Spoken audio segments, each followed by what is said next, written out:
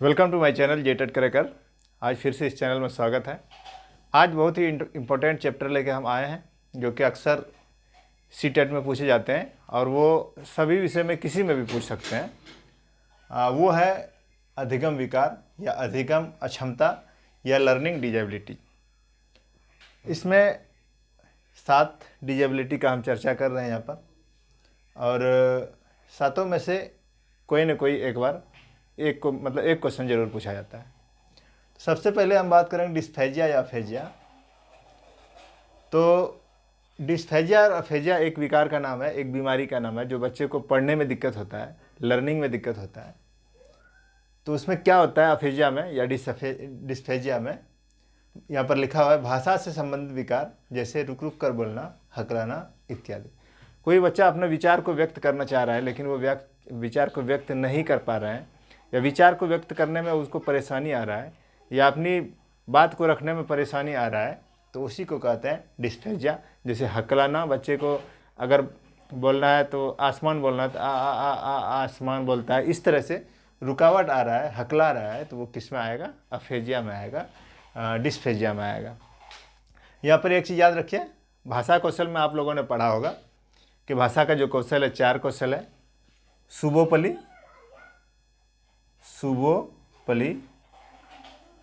सुनना, बोलना, पढ़ना, लिखना। तो सुनना का तो चर्चा नहीं होगा यहाँ, बोली का मतलब भाषा का पहला हो गया। डिस्फेजिया को याद रखिए बो से, ये बोली मतलब रुक रुक कर जो बोलता है उसको याद रखिए। इसको सु को मिटा दीजिए, बो से याद रखिए। बो मतलब हो गया डिस्फेजिया, मतलब बोलने में उसको परेशानी हो रहा है। अगला है डिसलेक्सिया, इसमें पढ़ने में परेशानी हो रहा है। बच्चा लिख तो सही रहा है, बच्चा को अगर कहेंगे लिखना कि बच्चा टॉप लिखो तो वो लिख देगा TOP टॉप। अगर उसको पढ़ना बोलेंगे बच्चे क्या लिखा है इन्होंने, तो ये क्या लिखे बच्चों, तो वो बता देगा ये पॉट लिखे हैं। ये टॉप को क्या पढ़ेगा, वो पॉट पढ़ेगा। टॉप को क्या पढ़ेगा? पॉट को पढ़ेगा। स्पेलिंग सही है लेकिन यहाँ पर जो पढ़ रहा है वो क्या पढ़ रहा है? पॉट पढ़ रहा है। कैंची को चैकी पढ़ देगा, कैंची को चैकी पढ़ेगा। डॉग को गॉड पढ़ेगा। इस तरह से जो विकार होता है बच्चे में, पढ़ने संबंधित जो विकार होता है उसी को क्या कहते हैं? डिसलेक्सिया कहते हैं। डिसलेक्सिया किससे संबंधित है? तो पढ़ने से संबंधित है। बच्चे पढ़ते हैं लेकिन वो सही नहीं पढ़ पाते हैं, लिखते हैं सही लेकिन पढ़ नहीं पा रहे हैं। तो यहाँ पर पढ़ना हो गया दूसरा कौशल जो भाषा का है, पढ़ना। पढ़ना से संबंधित जो विकार है उसको क्या कहते हैं? डिसलेक्सिया। बोलने से संबंधित जो विकार है उसको क्या कहते हैं? डिस्फेजिया या अफेजिया। उसके बाद है लिखना। ग्राफिक्स या ग्राफ जब भी देखते हैं तो ऐसे रहता है, ग्राफ ऐसे ऐसे ऐसे ऐसे ऐसे ऊपर जाता है, या फिर यहाँ से चल के फिर नीचे आता है। तो यहाँ पर ग्राफ क्या हो रहा है? लिख रहा है, ये ग्राफ बन रहा है, मतलब लिखने से ग्राफ बनता है। तो ग्राफ से बना है यहाँ ग्राफिया, डिसग्राफिया, जो कि राइटिंग से संबंधित है विकार। राइटिंग संबंधित विकार जो है उसी को कहते हैं डिसग्राफिया। लिखने संबंधित विकार जो है उसी को कहते हैं डिसग्राफिया। बच्चे को बोलेंगे बॉल लिखने के लिए, स्पेलिंग वो ठीक लगाएगा BALL बॉल, लेकिन वो लिखेंगे कैसे? BAL को इधर कर देंगे, L को इधर कर देंगे। बच्चे समझ रहे हैं कि हम सही लिख रहे हैं, लेकिन ये उनके अंदर जो विकार है, उनके अंदर जो अक्षमताएं हैं, उनके अंदर जो डिजेबिलिटीज है वो यहाँ पर व्यक्त हो रहा है। L तो मतलब लिखा सही, स्पेलिंग सही, BALL सही है, लेकिन वो लिखा गलत है। इसलिए लिखने संबंधित जो भी परेशानी होता है बच्चे को, जो भी गलतियाँ करते हैं उसको क्या कहते हैं? डिसग्राफिया कहते हैं। लिखने के विकार को क्या कहते हैं? डिसग्राफिया कहते हैं। अगला है किंग। किंग है यहाँ पर, बोल रहे हैं हम लिखने के लिए क्या? किंग। तो किंग का स्पेलिंग उन्होंने देखिए KING, लेकिन लिखा उल्टा है, मतलब के लिखना चाहिए इसको इधर से, लेकिन लिखा है इधर से। कंसेप्ट उस किंग का है, स्पेलिंग जान रहा है, लेकिन वो लिखने में अक्षम है, लिखने में वो प्रॉब्लम आ रहा है उनको। तो कैसे लिख रहे हैं? कि इधर से लिख दिया, I ठीक लिखा है, N ठीक लिखा है, G भी इधर से लिख दिया। तो इसी को क्या कहते हैं? लिखने की अक्षमता या राइटिंग संबंधित जो विकार है वो है राइटिंग डिजेबिलिटी भी कर सकते हैं इसको।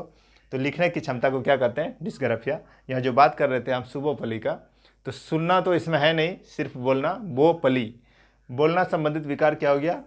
डिस्फेजिया या फेजिया। उसके बाद क्या है? पढ़ना, पढ़ना संबंधित क्या हो गया? डिसलेक्सिया हो गया। उसके बाद लिखना, डिस्ग्राफिया हो गया। अब हम आते हैं डिसकैल्कुलिया पे।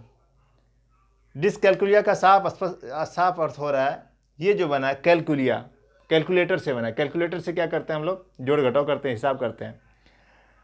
कैलकुलिया से क्या बना है? कैलकुलेटर से क्या बना है? कैलकुलिया। डिसकैल्कुलिया मतलब वो गणना करने में अक्षम है, गणना ठीक से नहीं कर पा रहे हैं, उनको मैथमेटिकल कंसेप्ट जो है वो क्लियर नहीं आ रहा है उनको।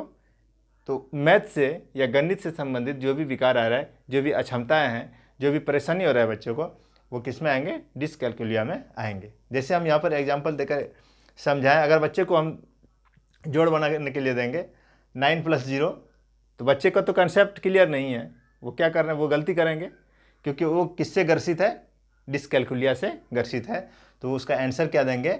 9 + 0 वो लिख देंगे 90 लिख देंगे, क्योंकि गणना से संबंधित उसको क्या अक्षमताएं हैं, गणना से संबंधित वो अयोग्यता है, गणना के संबंधित उनको विकार है। दूसरा एग्जांपल यहाँ 13 + 28 है, तो वो लिख दें 8 3 11 लिख दें और 1 2 3 लिख देंगे।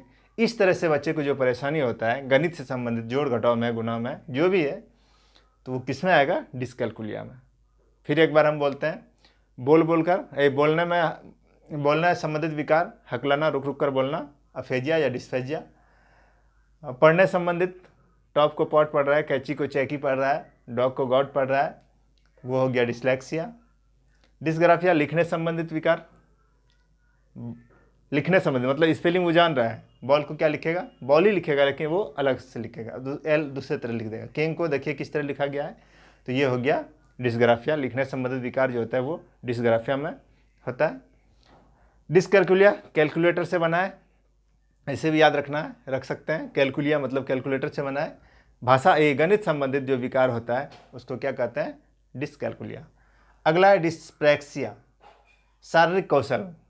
बच्चे मतलब अपने शरीर के अंगों को संतुलित नहीं कर पाते हैं, इसी को कहते हैं डिस्प्रैक्सिया। मतलब अगर खाना खा रहे हैं तो कुछ बच्चा ऐसे मतलब मुट्ठी नहीं बांध के ऐसे पूरा हाथ फैला के उसमें ऐसे खाते हैं, तो वो अपने शरीर को संतुलित नहीं कर पा रहे हैं। या फिर कलम जब पकड़ते हैं तो कलम भी पकड़ने में उसको दिक्कत आ रही है, तो उसको क्या कहते हैं? उसको शारीरिक कौशल से वो ग्रसित है, और वो किस में आएंगे? डिस्प्रैक्सिया में आएंगे। या फिर बच्चे अगर खेल रहे हैं तो बॉल में पैर से मार रहे हैं, तो पैर जो है बॉल में नहीं लग के बॉल में नहीं लगता है और बच्चे गिर जाते हैं, मतलब वो अनबैलेंस होकर गिर जाते हैं, अपने पैर को संतुलित नहीं कर पाते, अपने शरीर को संतुलित नहीं कर पाते हैं, तो वो किस में आएगा? शारीरिक कौशल विकार में आएगा, डिस्प्रैक्सिया में आएगा। मुझे लग रहा है कि आप लोग को यहाँ तक क्लियर है, कोई दिक्कत नहीं है। लास्ट जो पॉइंट है डिस्थैमिया, तनाव से संबंधित बच्चे। कभी कभी बच्चे तनाव में आ जाते हैं, चाहे उसका घरेलू कारण हो या कोई भी कारण हो, इस तरह से तनाव से ग्रसित हो जाते हैं बच्चे। कुछ पढ़ाएंगे भी तो वो उनको समझ में शायद नहीं आता है, तो उसी को कहते हैं डिस्थैमिया। टेंशन में जो बच्चे रहते हैं वो डिस्थैमिया में आते हैं। तो मुख्य रूप से इसमें जो पूछा जाता है ये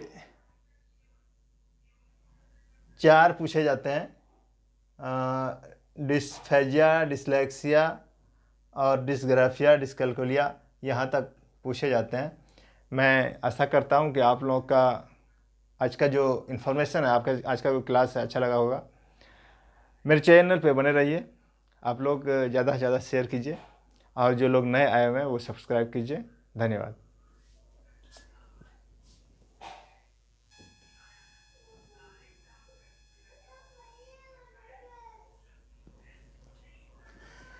यहाँ पर जो पॉइंट है 8 नंबर का, यहाँ पर मिसिंग था एक, 5 हम नहीं लिखे थे, वो बाद में हम जोड़े। डिस्मॉर्फिया ये भी एक विकार है, अधिगम विकार है, लर्निंग डिजेबिलिटी है। इसमें भ्रम पैदा हो जाता है, बच्चे को भ्रम पैदा हो जाता है। जैसे बच्चे अगर मुर्गी और बत्तख को देखेंगे तो दोनों में अंतर नहीं कर पाएंगे। इस प्रकार शारीरिक रूप से वो पहचान करने में उनको दिक्कत हो जाता है। जैसे आप भैंस और गाय में अंतर नहीं कर पाता है बच्चा, तो भ्रम की स्थिति हो जाता है कि ये गाय है या भैंस है, मुर्गी है या बत्तख है। तो इस प्रकार जो विकार है तो वो किस में आएंगे, डिस्मॉर्फिया में आएंगे। तो आज का क्लास यहीं पर समाप्त करते हैं। मैं आशा करता हूँ कि आप लोग को ये वीडियो अच्छा लगा होगा और मेरे चैनल पे जो लोग देख रहे हैं वो ज़्यादा से ज़्यादा देखें और मेरे जितना भी वीडियो है सभी को देखें ताकि आपका पूरा तैयारी हो सके। और जो लोग मेरे चैनल पे नए हैं वो सब्सक्राइब जरूर करें। अगले दिन मैं फिर आऊँगा एक नए चैप्टर के साथ। धन्यवाद।